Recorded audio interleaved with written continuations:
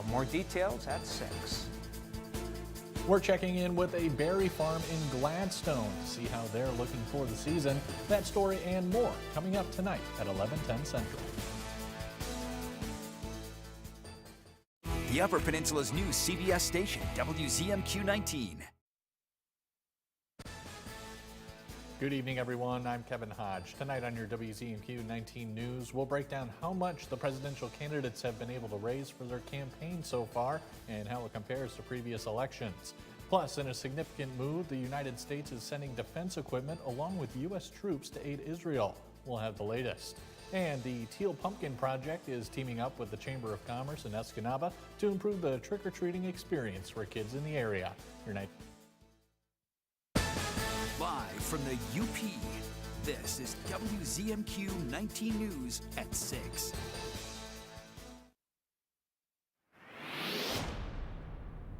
It's a chilly one for tonight for the Marquette area, but the weather should improve here. We should be able to get some clearing skies out there, but that with the breeze, it'll help temper the temperature fall, but we still, even in the Marquette region, probably getting close to freezing by daybreak there. The wind should keep the frost and the fog to a minimum. You can see some spots along the Wisconsin border may fall into the 20s. She's a cold one, but warmer air is on the way. More details later in the show. Kevin?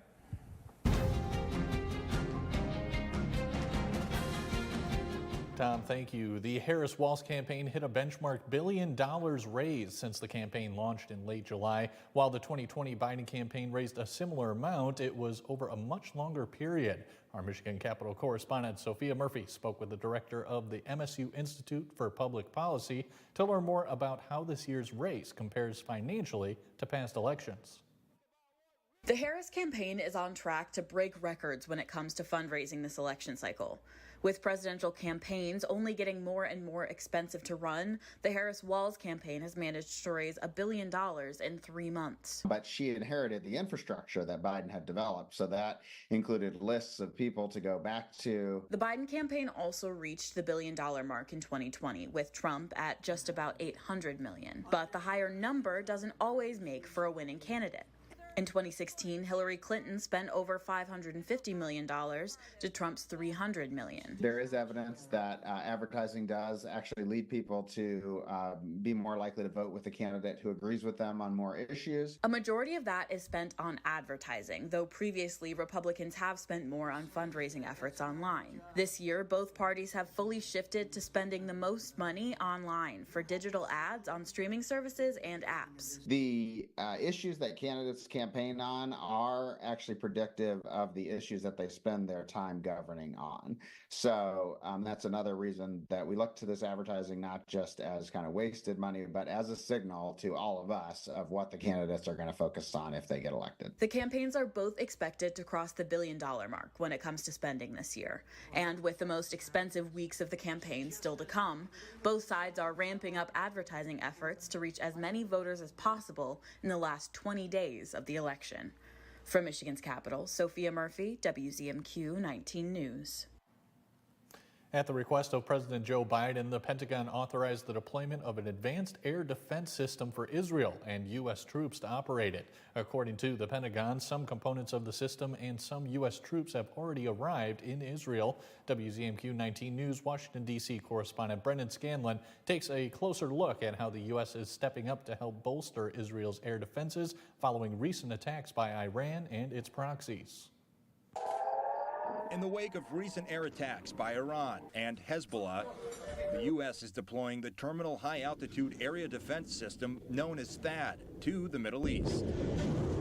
It's not the first time the system has been sent to the Middle East. However, sending additional U.S. troops into Israel at a time where tension is extremely high is significant. On Monday, an advanced team of U.S. military personnel arrived in Israel. In total, about 100 U.S. troops will deploy to Israel to operate THAAD. The move comes as Israel is believed to be planning a response to Iran's large-scale attack on October 1st. U.S. officials have made clear they do not want Israel to target Iranian nuclear sites or oil fields. Additionally, the Biden administration putting new pressure on the Israeli government over the weekend to address the humanitarian crisis in Gaza. What we have seen over the past few months is that the level of humanitarian assistance has not been sustained. In fact, it has fallen by over 50% from where it was at its peak. In a letter sent to Israeli defense officials, the Biden administration laid out an extensive list of demands within the next 30 days, like allowing at least 350 trucks to enter Gaza each day through all major crossings and increased security for humanitarian convoys and movements. Our hope is that Israel will make the changes that we have outlined and that we have recommended, and that the result of those changes will be a dramatic increase in humanitarian assistance. If Israel does not abide, U.S. military aid could be in jeopardy. Reporting in Washington, Brendan Scanlon, WZMQ 19 News.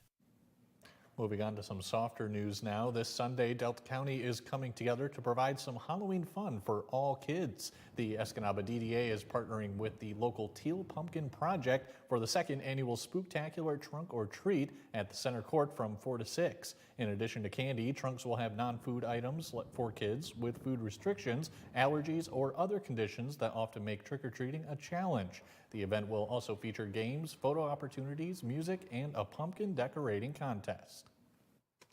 We're encouraging all of the little kids to decorate a pumpkin and bring it on down from 12 to 3 p.m. that day. We'll also have cash prizes for trunk participants as well, and 300 teal pumpkins to give away for all the kids to collect their goodies. There's still time to register a trunk for the event, and you can visit WZMQ19.com to find out how. A farm in Delta County is helping families in need find affordable, fresh produce in their own backyard. WZMQ Escanaba Bureau reporter Lily Simmons has the details. The Gladstone Berry Farm has been growing and selling fresh produce for nearly a decade. We have you-pick strawberries, blueberries, raspberries, and black raspberries in the summer. Then we also do fresh fruits and vegetables as well. Now through Halloween, it's pumpkin season, but preparations are already beginning for next summer's berries. Right now we'll be spreading straw for your winter coverage to help protect them from the cold. And then in the spring, you uncover the strawberries from the straw. Then you have to do your necessary early weeding, setting everything up for the big crowd of people. And then it's showtime and you have your U-pick at the end of June. In the meantime, sales continue at the farm and throughout the UP. We also do 3 farmers markets, which are Gladstone, Scandia, and Marquette. The Gladstone Berry Farm has been looking for ways to reach even more people who need fresh fruits and vegetables, recently becoming one of only a few central UP farms to receive certification in the Women, Infants, and Children program, or WIC. We have a lot of customers with the need for WIC, and they stop by requesting to use it. With the rollout of their new program, there was some hurdles we had to go through to finally get certified, but now we're able to offer it to the community. Hopefully in the future we'll be adding the SNAP and other benefits as well. Giving participants in the WIC program a way to get nutritious produce grown in their own community, rather than from a large retailer. It's fresher, it tastes better, and you're supporting local. The Gladstone Berry Farm is open 7 days a week from 9 to 5. Customers can also find them at the Scandia Farmers Market on Wednesdays and at the Marquette Market on Saturdays. Lily Simmons, WZMQ 19 News, Gladstone. Coming up after the break, your first warning weather forecast with Tom DeVecchio. We'll be right back. John's Auto has been voted the #1 dealer to buy pre-owned vehicle for longer than I've been alive. If you're looking for a vehicle, or if you're looking for someone to help with your current car, or if you need to get yours looking like new again, come see us at John's Auto Sales and Service, Marquette.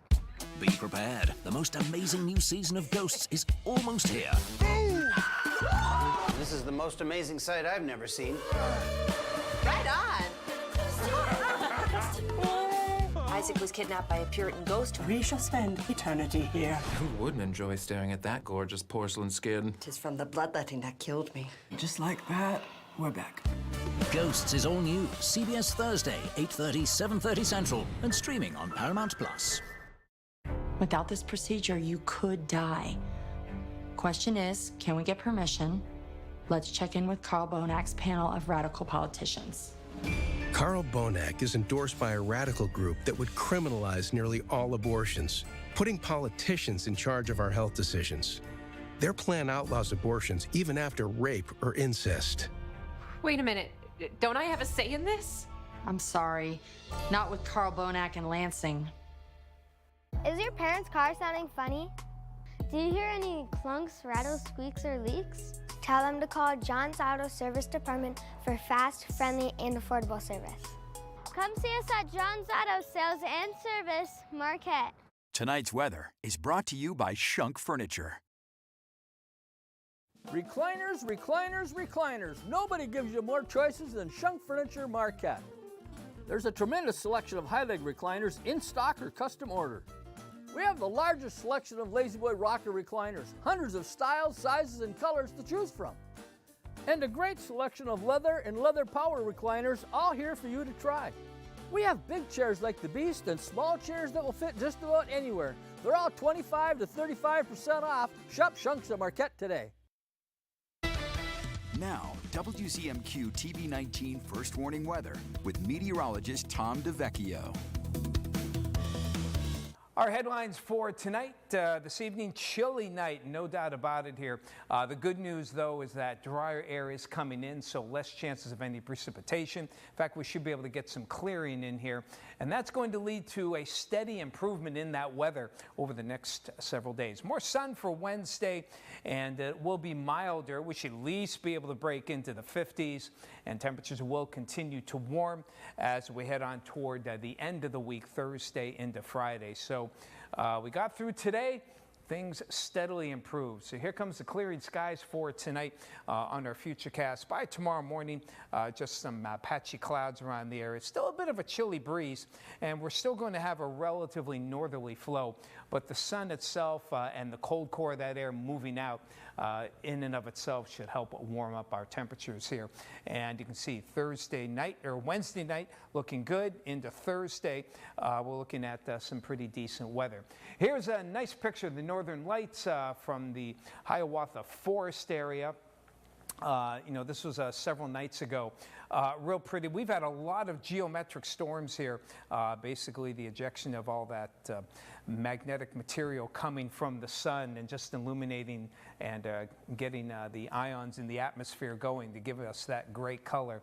We may not be done with that with any of the northern lights here over the next several months here. So hopefully see a little bit more. For now, though, back to the present here. We have temperatures that will drop here along the Wisconsin border into the mid to upper 20s. And I think we'll still see some wind, but even so, when you get that cold, you can't rule out some frost. Ironwood, the same thing. Breezes coming off Lake Superior will keep things warmer along those shores there. Marquette, downtown Lakeshore 39, but probably closer to 32 once you get out of the city limits here. Eagle Harbor at 44 for a low. Sault Ste. Marie down to 36 and mid to upper 30s along the shores of Lake Michigan. Into tomorrow, you can see mix of sun and clouds, good looking day. And a nice rebound in those temperatures. Still cool, but not cold. Still a bit of a breeze, and temperatures getting into the mid to upper 50s. Some of you may be able to hit that 60-degree mark. And the warm-up will continue as we head on toward the day Thursday into Friday. Here we go, lower to mid-60s here. A lot of sunshine, temperatures looking good. And we may be able to hit 70 by the weekend there. Remember, a couple days ago we said the 6 to 10-day outlook was looking good. And here's that warm-up that we talked about. A little cooler next Tuesday, but in nice temperatures between Friday and into Monday. We're talking about Infection Prevention Week when we come back. That's in 2 minutes. These hands care for the herd. My hands need to be tough and sensitive. When my hands are dry and cracking, it's hard to do my job. That's why I use O'Keeffe's. It's America's #1 selling hand cream for guaranteed relief. And if it works for these hands, it'll work for yours. Also try our new hand and body lotion. With Reynolds, holiday meals become so easy to prep, cook, and clean. You can feel like the chef of your kitchen. Make it easy. Make it with Reynolds. Houghton's the spot where we get all 4 seasons, the snow, the shine, everything in between. So the shoes are everything. What you have is going to help you perform better, perform longer, stay injury-free longer. Whether you're a runner, walker, or you're just looking for a shoe to get yourself through the day, we'll take an extensive approach to finding the shoe that's right for you. Whatever surface that you're going to be on, we've got you covered. You already know Jen Hill voted with Democrats 99% of the time, But did you know Hill was the deciding vote to raid the teachers' pension fund? Worse, Hill voted to cut school safety and mental health funding 92%. Lansing Liberal Jen Hill, putting politics over Peninsula. The better choice? Carl Bonak. Carl Bonak has a plan to fight inflation, reduce our cost of living, and keep our schools safe and fully funded. Carl Bonak, putting Peninsula over politics. The Jennifer Hudson Show audience always slays. You have 3 looks a day? Absolutely. Okay, girl. That's the only way. You don't know where you're going to be, so, plan ahead. I love it. CNN's Jake Tapper and his daughter share the story of her misdiagnosis. And Sean the Science Kid. The Jennifer Hudson Show, tomorrow at 5 on WZMQ TV CBS, followed by 19 News at 6.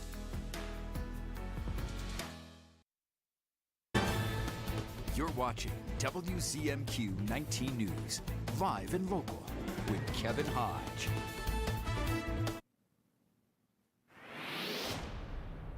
Welcome back, everyone. This week is International Infection Prevention Week, highlighting the importance of keeping yourself free from infection. And joining us to talk about it is Infection Prevention Coordinator with Aspirus Health, Tara Graham. Tara, thanks so much for joining us today. Thank you. Absolutely. I want to start out with what are some of the most common misconceptions about infection prevention? Well, some misconceptions about infection prevention can include that antibiotics are a cure-all. Many people believe that antibiotics can treat all infections, but they're only effective against bacterial infections, not viral ones. Also, hand sanitizers are always effective. While they are useful, they're not effective against all types of germs, such as a norovirus or Clostridium difficile, those are diarrhea-producing organisms. You need to use soap and water for those types of things. And also, infection prevention isn't only for healthcare settings. It includes practices that are crucial in everyday settings, not just in hospitals.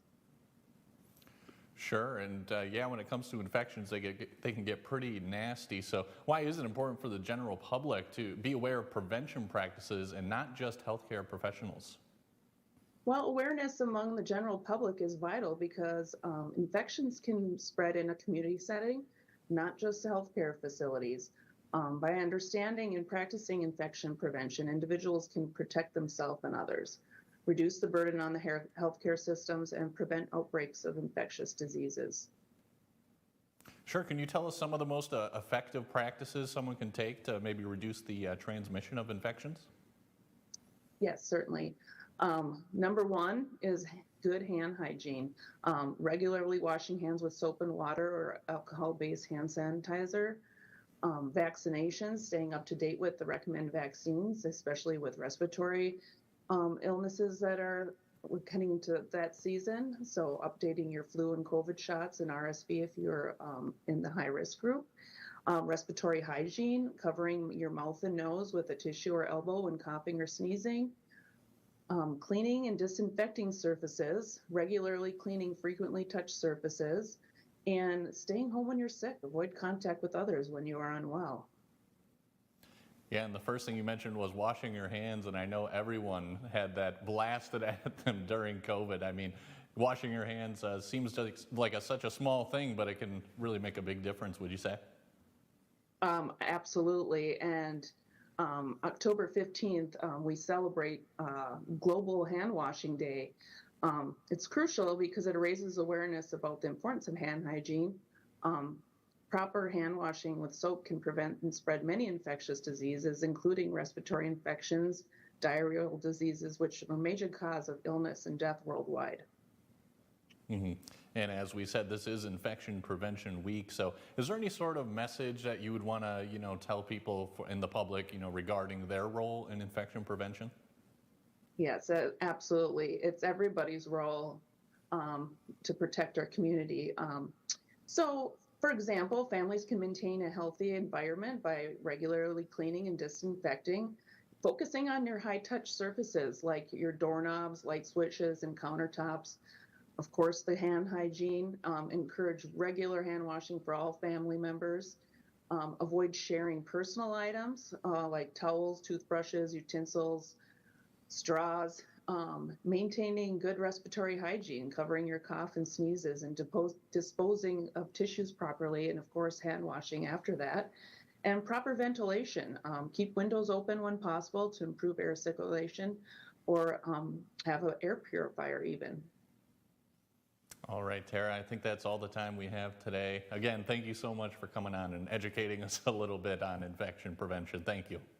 No problem. Thank you very much.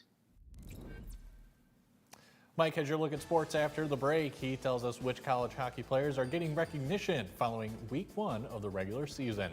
But first, here's your Upers United Volunteer Opportunity of the Day. The Lake Superior Village Youth and Family Center has recently expanded its programs. They're looking for morning volunteers to hang out with kids, play games, do small projects, and have a morning snack while waiting for the school bus. Volunteers are welcome on weekdays from 7 to 9 a.m. To sign up to be a volunteer or check out other opportunities, just head to upersunited.com.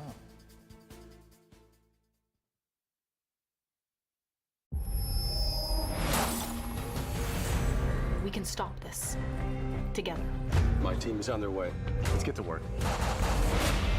The assassins are inbound. He has a knack for finding the suspect. I'm too old for this crap. This will be dangerous. Must be Tuesday. Trust me. I trust you. The FBI's are all new. CBS tonight at 8/7 Central and streaming on Paramount Plus. Get out there and get away. Get to a game. Get out for a night out in a new Toyota. Toyota has more all-wheel drive choices than anyone else. Like this all-wheel drive RAV4 Hybrid. When it comes to SUVs, more people count on RAV4. Year after year after year. Now get 4.99 APR financing on a new RAV4 or lease a gas-powered RAV4 LE for $339 a month. Plus 2 years, no-cost maintenance. Get out there and have some fun in a new Toyota. Let's go places. He murdered a father of 3, sentenced to life in prison. Kamala Harris pushed to use tax dollars to pay for his sex change. I made sure that they changed the policy so that every transgender inmate would have access. It sounds insane because it is insane. Kamala was the first to help pay for a prisoner's sex change. The power that I had, I used it in a way that was about pushing for the movement, frankly, and the agenda. Kamala's agenda is they, them, not you. I'm Donald J. Trump, and I approve this message. Looking for your next level in real estate? Look no further than Next Home Superior Living. Stephanie's not just any realtor. She's energetic, talented, equipped with the latest technology, and decades of experience to serve you better. At Next Home Superior Living, we're not just selling homes. We're guiding clients and customers throughout the entire transaction.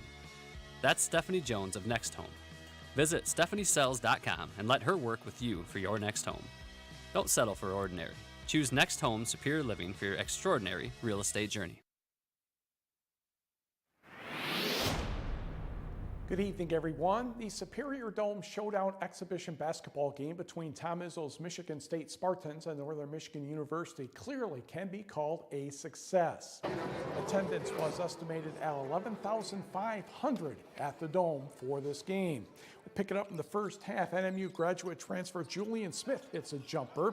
He scored 10 points in his NMU debut. At the first media timeout, a reenactment of the retiring of Tom Izzo's jersey number 10 took place with the whole Izzo family on hand, including Tom's mom, 98-year-old Dorothy Izzo, right next to Rick Comley. For NMU, Jackson Dudek will bury the 3. He had a couple of those in the first half, led all scores with 14 points. Young basketball players, when you get the pass the ball in the motion offense, go set a screen. That's what happens here. Jackson Kohler will end up with the basket. Spartans lead 23-11. Coach Izzo with an assistant and honorary coach Gordy LeDuc, Tom's high school coach at Iron Mountain. Julian Smith will lose control of the ball. Jace Richardson will recover, and Xavier Booker, yes, you may slam that one home. He had 10, Spartans up 30-14. Now, on the other side, a good steal here by Gerald Gittins, dishing to Brian Parzak for the filthy, oops, that would be a rejection by Carson Cooper. Rude, but good hustle by Cooper. Ending the half off the tip, it is Sam Privet with the putback at the horn. Michigan State had the lead going into the locker room at 31-19, and NMU coaches pleased by that effort. Both teams shot much better in the second half, 50% for the Wildcats, just under 52 for Michigan State. At the first media timeout, Cherry Creek School student Senya Smith of Marquette was recognized not only for battling, but beating leukemia. Jace Richardson led the Spartans with 11, the old-fashioned three-point play here. Michigan State posted a 70-53 win, but it wasn't as much about the game as it was much more about Iron Mountain native Tom Izzo.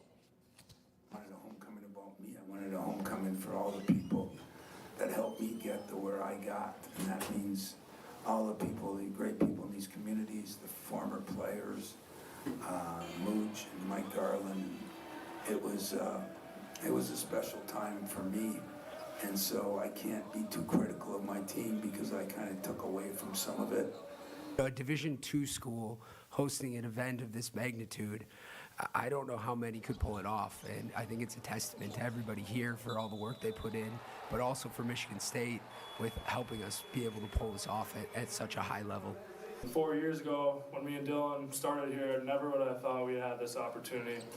And we're sitting here and talking about it and reflecting on it, so I just think, like Coach said, it was a dream, and it's still kind of blowing my mind right now, so it was awesome.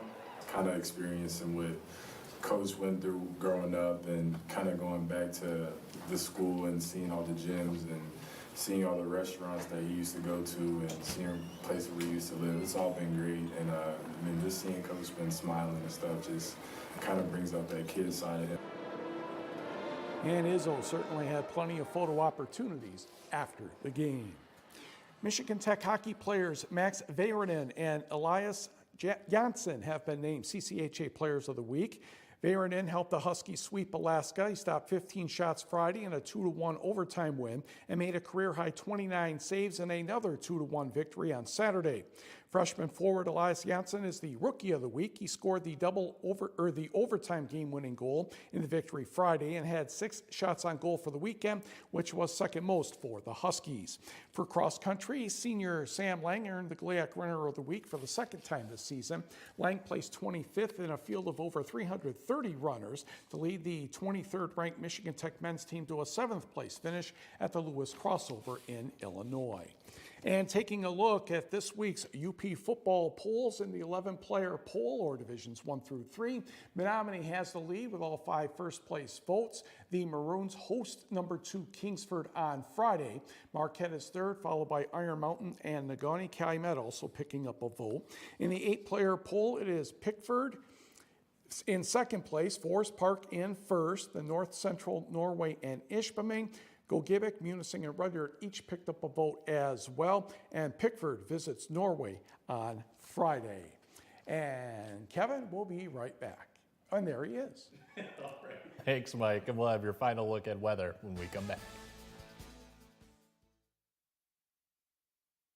In Michigan, we know what a functioning border looks like, but no one's proud of what's happening at our southern border, and everyone in Washington's to blame. I'm Alyssa Slotkin. I've spent my life protecting the homeland. That's why I've introduced more border security legislation than any congressman from Michigan, including a new law giving the Border Patrol more resources to crack down on cartels, because it's their fentanyl poisoning our communities. I approve this message because every country deserves to know who and what is coming across its borders.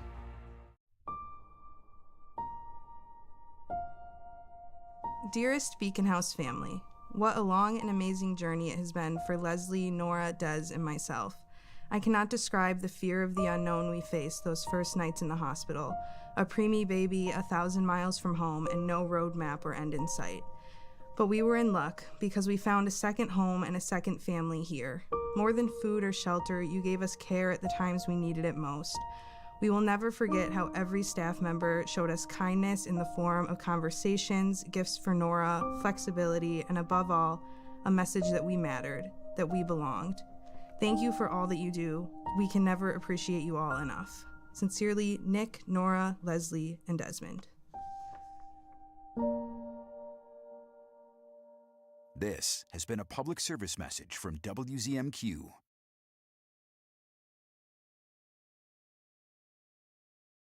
You already know Jen Hill voted with Democrats 99% of the time, But did you know Hill was the deciding vote to raid the teachers' pension fund?